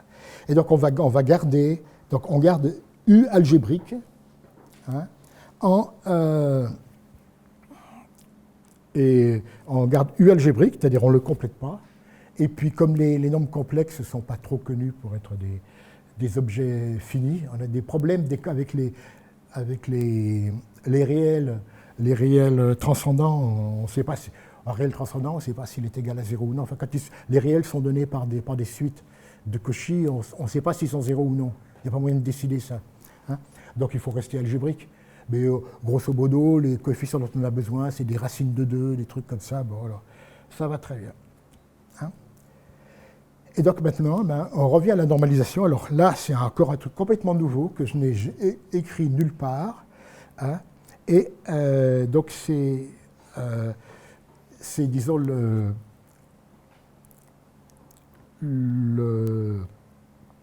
résultat de mes réflexions, la logique à la lumière de la mécanique quantique, ce que j'ai appelé Schrödinger's cut. Hein. C'est l'idée, c'est qu'on ne va pas prendre le point de vue, on va prendre le point de vue de Danos-Régnier, hein, qui était le point de vue concurrent à l'époque, concurrent des partitions, donc le point de vue des partitions, et que j'ai exclu parce que je n'ai pas trouvé à l'époque la version mathématique de ça, c'est-à-dire quelque chose d'aussi beau que ce qu'on avait auparavant, où on a vraiment des opérateurs. Je n'ai pas trouvé le truc. Et en fait, elle est là maintenant. Vous allez la voir. Donc, on va prendre donc les objets ne sont plus des symétries partielles. U3 égale U. Hein, c'est simplement des trucs qui vérifient. U2 égale U. Ils sont auto-adjoints, ça veut dire qu'ils sont hermitiens. Donc c'est les hermitiens positifs. Hein, et auto-adjoints, hein, ça veut dire que leur spectre est égal à 0, 1. Il contient au plus 0 et 1. Hein, et ils sont, quand vous les représentez sur l'espace de Hilbert, eh ben ça devient des sous-espaces fermés. Hein. C'est en fait le sous-espace fermé. Un sous-espace n'est pas un opérateur, mais le sous-espace, c'est l'image de l'opérateur. Hein. Et donc ça correspond à des sous-espaces. Donc nous avons des sous-espaces maintenant. Et donc on va remplacer les symétries partielles. Donc je vous donne la transformation, hein, générale. Donc vous voyez, en géométrie de l'interaction, on avait ce genre de choses, des matrices comme ça. Vous voyez, avec les 1 hors de la diagonale. Hein. C'était l'échange, le lien atome, le lien axiome-atome, comme l'échange entre deux trucs. C'est ça que ça exprime. Hein. Ce qui va, ça lie ces deux machins. Donc ça s'écrit comme ça. Hein. Et maintenant, on fait ça. On met carrément un projecteur. Alors, ici, je vous ai dit comment il était obtenu, puisque on a vu récemment que les U-stars, c'était vraiment les produits de projecteurs. Et bien, vous voyez, vous faites f de x plus g de x, vous faites racine de 2 sur 2, c'est simplement pour le normaliser, pour qu'il ait la norme 1. Hein. Et puis, vous faites le produit avec son adjoint, et vous trouvez ça. Hein. Mais évidemment, on pourrait avoir d'autres coefficients. Hein. Moi, je vous ai mis dans un livre, vous pouvez avoir d'autres coefficients. Hein. Il suffit vous n'êtes pas obligé de mettre f et g de la même manière. Donc, vous voyez, on a tout un espace qui s'ouvre avec des coefficients, des possibilités de manipulation algébrique, ce que je voulais avoir, hein, pour pouvoir être homogène, du moins théoriquement, avec la mécanique quantique. Que ça, la mécanique quantique soit plus ce truc bizarre, où la nature fait des erreurs de logique. C'est à peu près ce que disent les soi-disant logiciens quantiques. Ils expliquent que la nature fait des erreurs de logique. Regardez d'ailleurs comme c'est affreux. Bon, c'est pas génial. Hein. Bon, je veux faire un truc bien, mais je ne cherche pas à expliquer la mécanique quantique. Je m'en inspire. Hein. C'est pas pareil. Et donc, la notion fondamentale qui va nous intéresser ici, c'est la notion d'intersection de deux opérateurs. Et quand les opérateurs commutent, eh ben c'est le produit, mais en général, ils ne commutent pas. C'est intéressant parce qu'il ne commute pas. Hein. Et l'intersection, en fait, s'exprime comme la limite d'une suite décroissante. Vous voyez, vous avez U, il est plus grand que UVU tout simplement parce que U est égal à U, et que V est plus petit que 1. Et donc, vous voyez, et donc ça décroît. Et alors, donc, il fallait trouver la limite. Alors, la limite, dans quel sens? Ouh là là. Bon, c'est pas de la topologie de Scott, hein, c'est pas de la topologie qu'on apprend dans les garderies. C'est très très compliqué la topologie qu'il y a ici. Et il y en a 5 j'en connais 5 sur les algèbres d'opérateurs. Et c'est celle qui fonctionne, c'est l'ultra faible. C'est la presque plus faible. La plus faible et la faible, il se trouve que l'ultra faible est plus forte. C'est des erreurs de taxinomie, c'est le langage qui fait ça. Mais enfin, normalement, c'est la topologie ultra faible qui fait ça pour trouver la limite. Mais on ne veut pas arriver à cette extrémité, puisqu'on a dit qu'on était. C'est un truc kantien et les conditions de possibilité. Comment est-il possible de dire une chose comme ça? Si je commence à vous dire c'est une limite infinie, etc., eh ben, le truc, c'est, oui, mais comment est-ce que je le sais? Est-ce que c'est possible de prendre des limites infinies? Ben, sûrement pas, comme ça. Donc il faut éviter. Alors voilà, on va prendre une condition. On calcule le spectre de UV. Alors le spectre de UV, bon, si vous ne savez pas ce que c'est, je ne vais pas vous le dire, c'est le spectre. Hein, donc, si vous voulez, ce sont les valeurs propres. Pour dire les choses en langage, c'est la notion, algèbre stellaire, la notion de valeur propre. Hein, et la théorie spectrale de base vous donne l'analogue de la diagonalisation pour ces machins-là. Hein, d'accord? Elle vous le donne et c'est remarquable. C'est comme si elle fait une espèce de calcul matriciel pour un truc qui ne l'est pas du tout au départ. Et donc vous supposez que le spectre, l'hypothèse, c'est que le spectre est fini. Le spectre est c'est très facile d'avoir des exemples avec un spectre continu entre 0 et 1. D'accord? Bon. Vous supposez que le spectre est fini. Ça correspond à la condition de terminaison. C'est ma condition de terminaison. Ça remplace la nilpotence. C'est mignon. Et à ce moment-là, vous avez comme résultat pour l'intersection, vous obtenez la formule suivante. Alors, la formule suivante, c'est facile à comprendre, c'est qu'à partir du moment où un spectre est fini, hein, le spectre est fini, si le spectre de UV est fini, le spectre de UVU est aussi fini parce qu'il est égal, parce que U2 égale U, le spectre de UVU est égal à et à ce moment-là, vous avez le calcul spectral et on peut trouver la composante, si vous voulez, correspondant à 1 par un polynôme. Polynôme, c'est comme dans les matrices avec les polynômes caractéristiques, si vous avez fait un peu d'algèbre linéaire. Et donc vous avez l'intersection. Et donc qui permet de définir dualement une espèce d'union, mais évidemment ce n'est pas l'union. On ne peut pas faire l'union d'espaces. On peut définir l'espace engendré par l'union, et vous voyez, vous prenez le complémentaire 1 moins U de U, le complémentaire 1 moins V de V, vous faites l'intersection, et puis vous faites le complémentaire de ça, et bien ça vous donne l'espace engendré par l'intersection, par l'union. Hein, et maintenant, application d'une fonction à un argument. C'est une jolie formule. Hein, et c'est exactement, si vous reprenez exactement les mêmes ingrédients que dans l'autre. C'est-à-dire que les calculs, si on faisait les calculs, si on apprend, moi je n'ai pas appris à faire des calculs là-dedans, je suis devenu paresseux avec l'âge, mais je n'ai pas vraiment essayé, mais vous trouverez exactement les mêmes calculs. Simplement, c'est exprimé dans une forme beaucoup plus, je ne sais pas, beaucoup plus naturelle et qui va me permettre de faire des combinaisons linéaires, des choses qu'on ne savait pas faire en logique.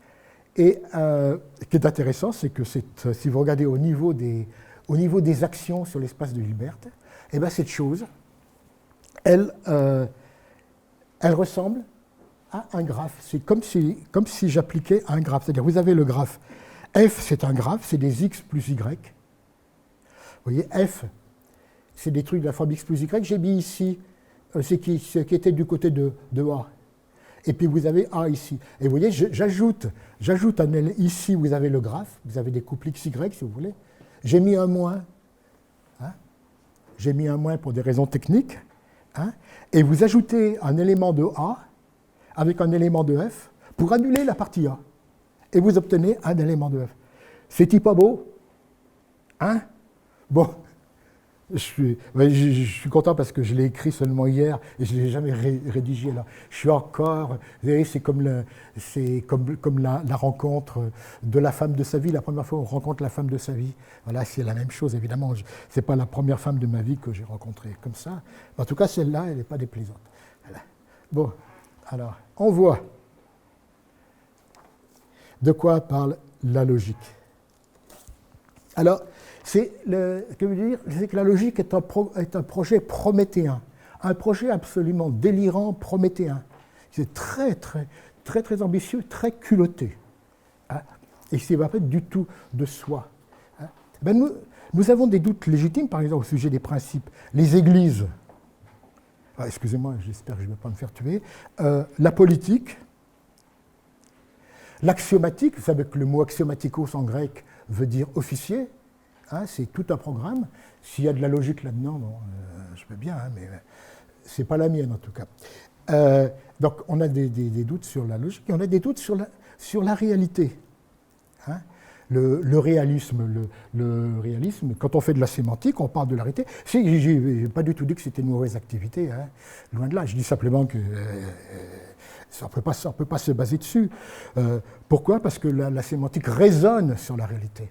Or, ce n'est pas la réalité. Si vous aviez la réalité devant vous, si la réalité surgissait comme ça pour vous donner un coup de poing dans la gueule, non. Si vous raisonnez sur la réalité, hein, et donc il y a une réalité dont on fait partie, et qu'on voit toujours à travers des lunettes. Et quand ce n'est pas les mêmes lunettes, on peut même avoir des réalités contradictoires. C'est un peu embêtant quand même. Hein, mais c'est le cas.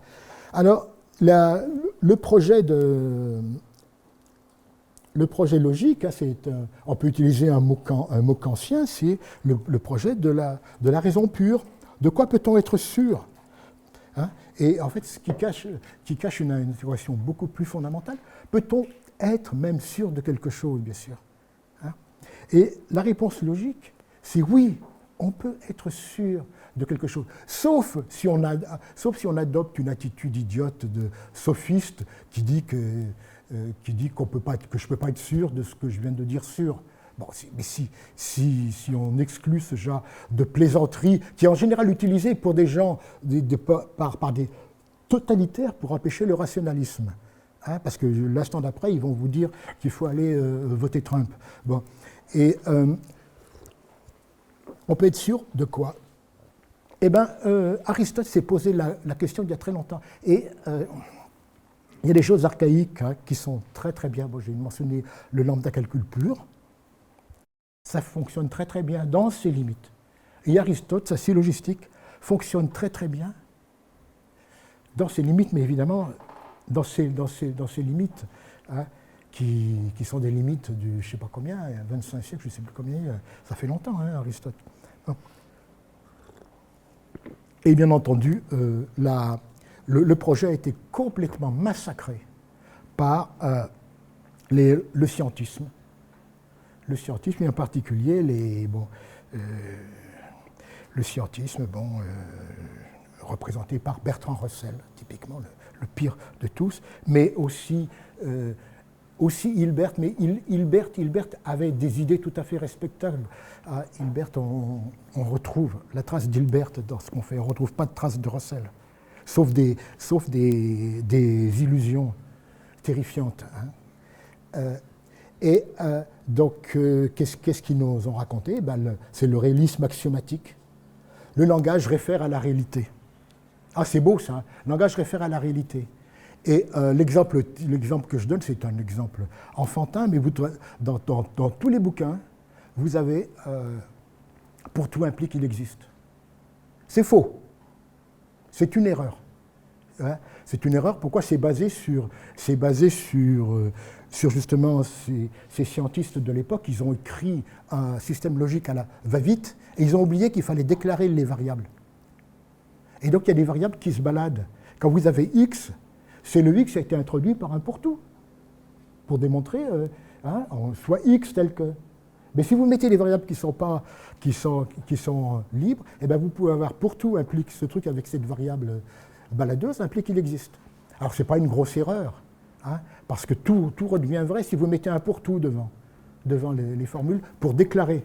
Le pour tout vous permet de déclarer une variable comme ça et vous pouvez les rendre tout égales, donc ça marche bien. Mais vous voyez bien l'imposture terrifiante. Ce truc-là est réfuté par le modèle vide. Eh bien, qu'est-ce que fait Al Capone quand il a un témoin gênant? Dans le lac Michigan, avec des semelles en béton. Eh bien, le modèle vide, il est dans le lac Michigan, avec des semelles en béton. Vous avez dans tous les bouquins, il est écrit « les modèles doivent être non vides ». Pour quelle raison? Parce qu'il y a eu une erreur faite en 1890, etc., qu'on a oublié de faire une chose qu'on fait dans le langage de programmation. Hein, quand vous avez une variable, vous devez la déclarer. Et on ne la déclare pas en Chine. Bon, ce n'est pas une chose grave, mais ça vous montre l'imposture. Vous ne pouvez pas croire à des choses comme ça. Hein. Bon. Et donc les systèmes dont vous présentent des vérités contingentes. La même réalité est vue à travers diverses lunettes. Hein. Et bien entendu, suivant la... donc c'est pour ça que... Bon.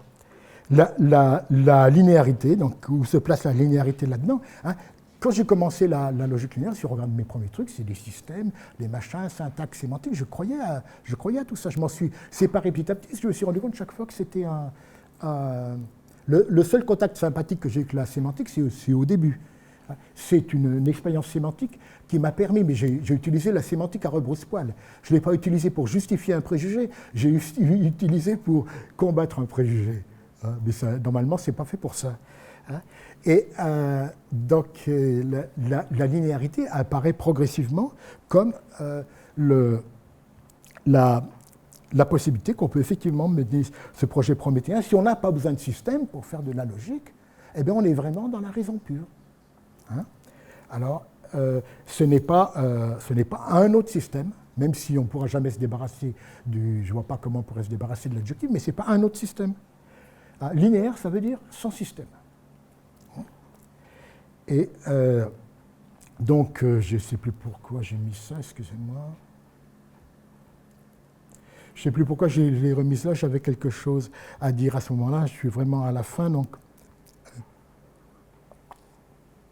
je voulais seulement vous remettre en tête cette distinction, donc, qui permet effectivement d'avoir toutes les choses dans une seule chose. Il n'y a pas de système. Il n'y a plus de système. Oui, c'est ça, il n'y a plus de système. C'est-à-dire qu'on fait ce qu'on veut, on a le droit à faire ce qu'on veut, tout ce qui rentre là-dedans. Ici, on fait des tests. Ici, on fait des tests des critères de correction. Là, on normalise en utilisant la formule d'intersection que j'ai maintenant. Si on oublie la partie logique, ça se passe ici. Et la case la plus importante, c'est celle-là. C'est celle qu'on a complètement négligée, c'est celle que Herbrand avait entrevue et que j'ai ressortie avec les critères de correction. Hein. Au départ, le critère de correction, je n'avais pas du tout en tête que j'allais faire ça. Hein. Je voulais faire la même chose que la déduction naturelle, et simplement avec des conclusions multiples, c'est impossible. Parce que vous ne pouvez pas dire quelle est la dernière règle. Et si vous commencez à dire quelle est la dernière règle, vous êtes mort. Hein. Bon, et donc j'ai essayé de faire ça. Et puis petit à petit, je me suis libéré de ces traditions. Hein. Donc, qu'est-ce qu'on obtient? Eh bien, on obtient une architecture ouverte. J'ai déjà sorti ces choses-là pour conclure. Hein. Donc les parties indépendantes sont compatibles.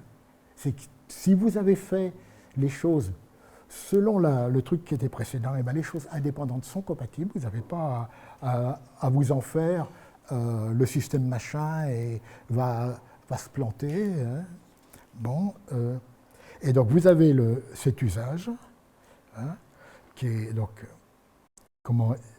existentialiste, hein, ça veut dire qui ne suit pas les principes, et l'usine, hein, qui n'est donc encore une fois, c'est pas essentialiste, c'est pas vraiment essentialiste. C'est usine et usage. J'ai eu cette idée quand j'étais en Italie. J'ai vu les anciennes usines Fiat et où ils faisaient au dernier étage, ils testaient les véhicules.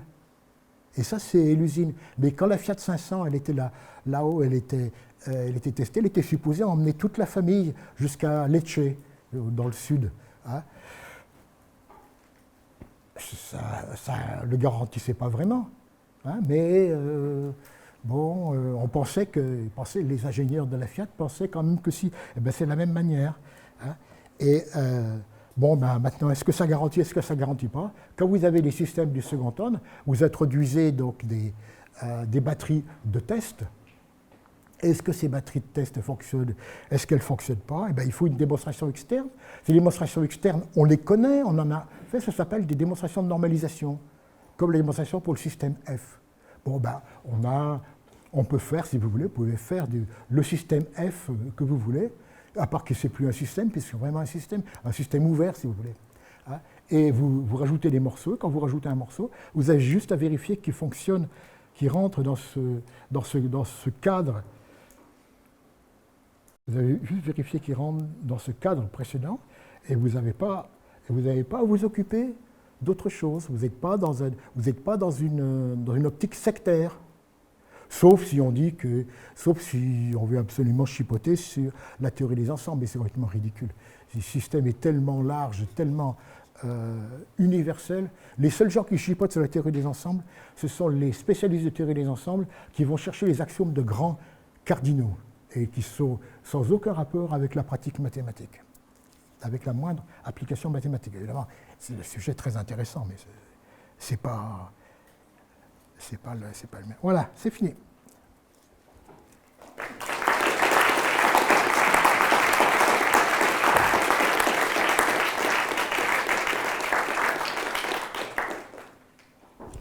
Thank you, Jean-Yves. Thank you very much.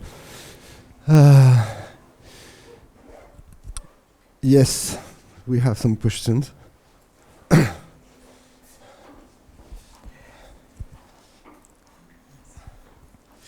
Merci beaucoup pour l'exposé. J'aimerais bien savoir ce que vous entendez exactement par le fait que la logique linéaire ne soit pas un système. Qu'est-ce qui exactement dans la logique linéaire la différencie? Parce que par exemple, ne serait-ce que ce matin, on a vu plein de fragments différents. Qu'est-ce qui fait que celle-ci n'est pas un système? Personne n'empêche de faire des systèmes. Si je suis un homme libre, personne ne m'empêche d'aller dans une église ou de rentrer dans une secte. D'accord? Mais on peut tout à fait fabriquer tous les systèmes qu'on veut, mais ils sont automatiquement compatibles. Ils font partie d'une grande totalité qui n'est pas un système, puisque les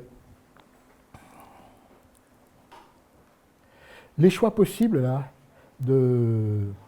qu'on peut faire pour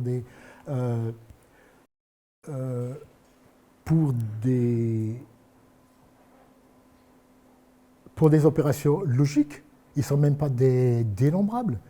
Ils sont limités que par la dualité. Et c'est une liberté. C'est la liberté, c'est la liberté qu'offre la logique linéaire et que n'offrent pas les autres systèmes. Alors, les autres systèmes ne sont pas capables, et c'est ce qui permet à la logique linéaire, par exemple, ce qui permet à la logique linéaire de traiter l'égalité alors qu'on ne peut pas la traiter classiquement. Axiomatiquement, bien sûr. Mais bon, c'est une axiomatique. C'est pas tout à fait la même. C'est pas tout à fait la même classe. Hein. C'est vraiment l'axiomatique, c'est la logique du pauvre. Hein.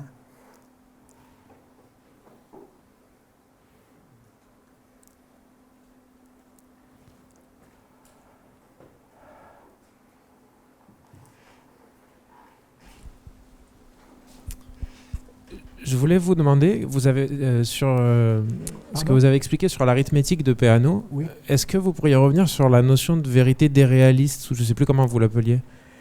Ah, qu'est-ce que je peux dire sur la notion de vérité des réalistes?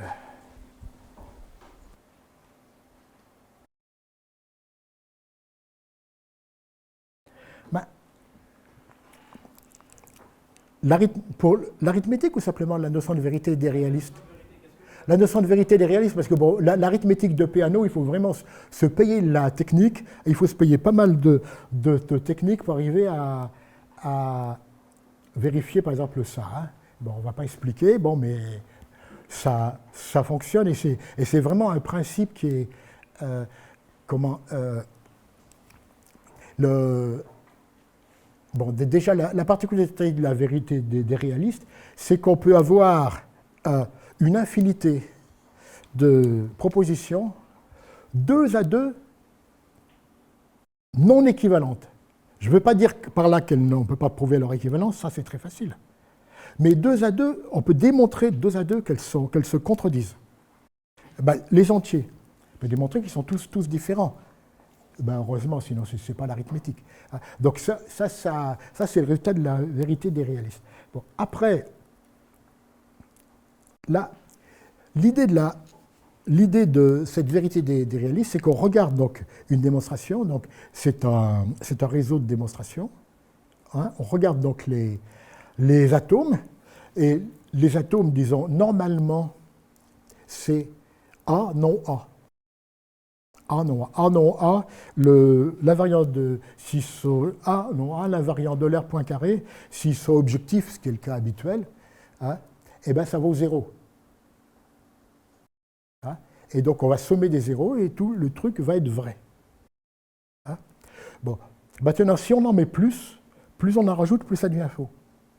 Hein, et si on n'en met qu'un, ben, ça devient, c'est un peu plus vrai. Bon, maintenant, comment j'ai trouvé ça, c'est comme tous les gens qui font de la science, hein, en cherchant beaucoup. C'est le chien de Musil qui essaye de rentrer dans une ouverture carrée avec un bâton dans. Hein, ça, c'est des dizaines d'années de réflexion. Hein. Mais le truc fondamental, c'est que dans les réseaux de démonstration, au début, quand on a travaillé en particulier, quand on s'est cassé les dents sur les éléments neutres multiplicatifs, hein, on a beaucoup considéré l'invariant de l'air point carré.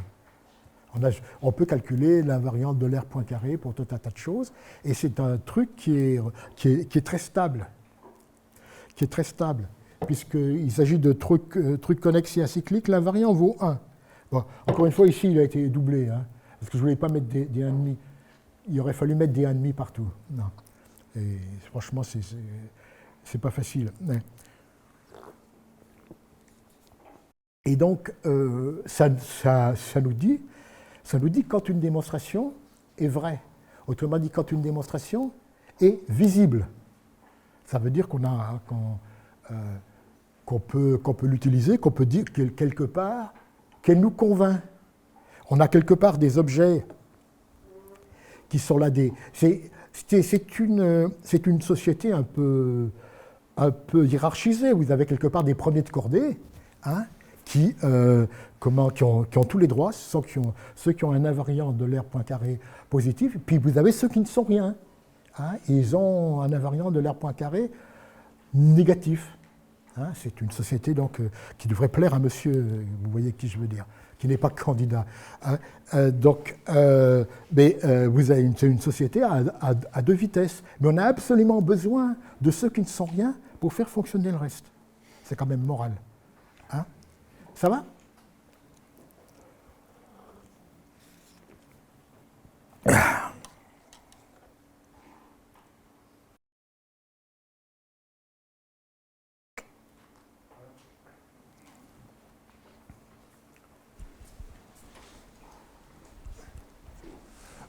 bonjour, merci pour l'exposé.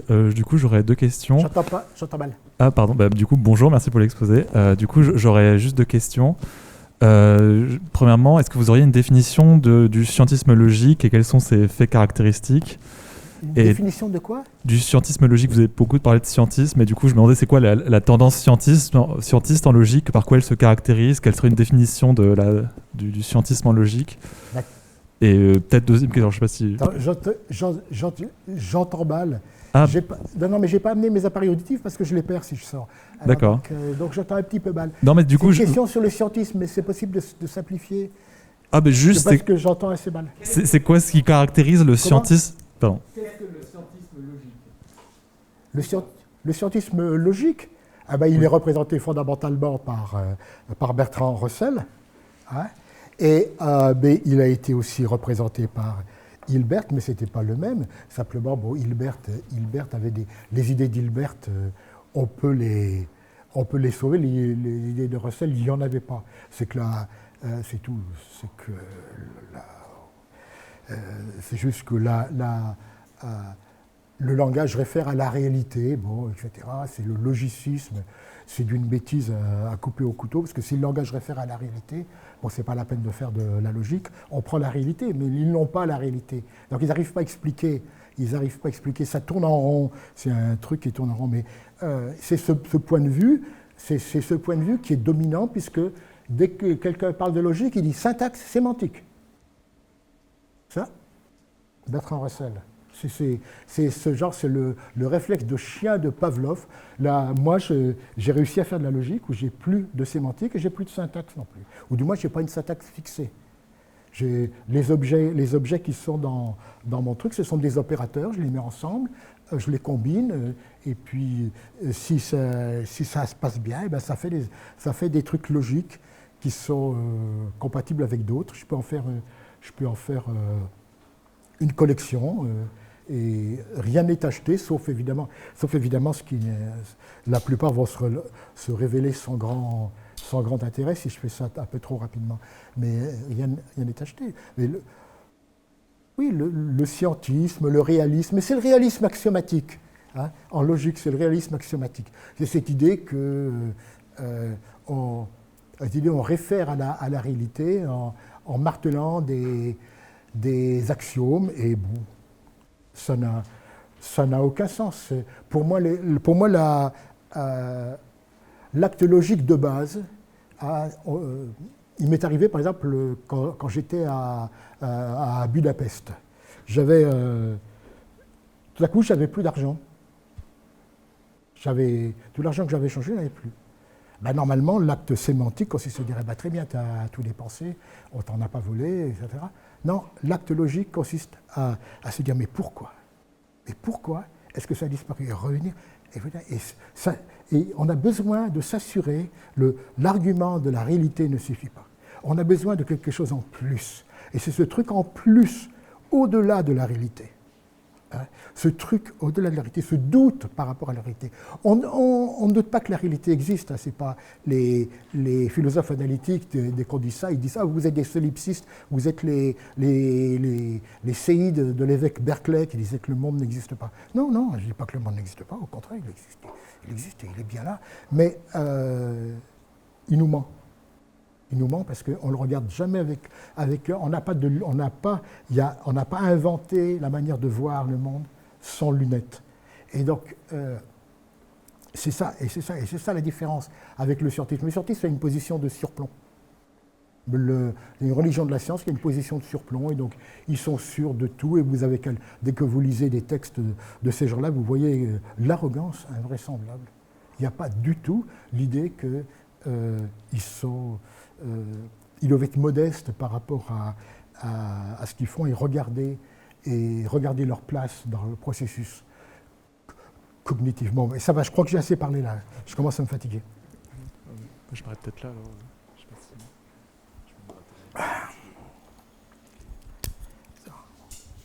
si... bon, on arrête alors. J'aimerais, oui, parce que là, okay. Là je commence à me... That's fine. Je commence à plus pouvoir. Thank you very much again, Jean-Yves.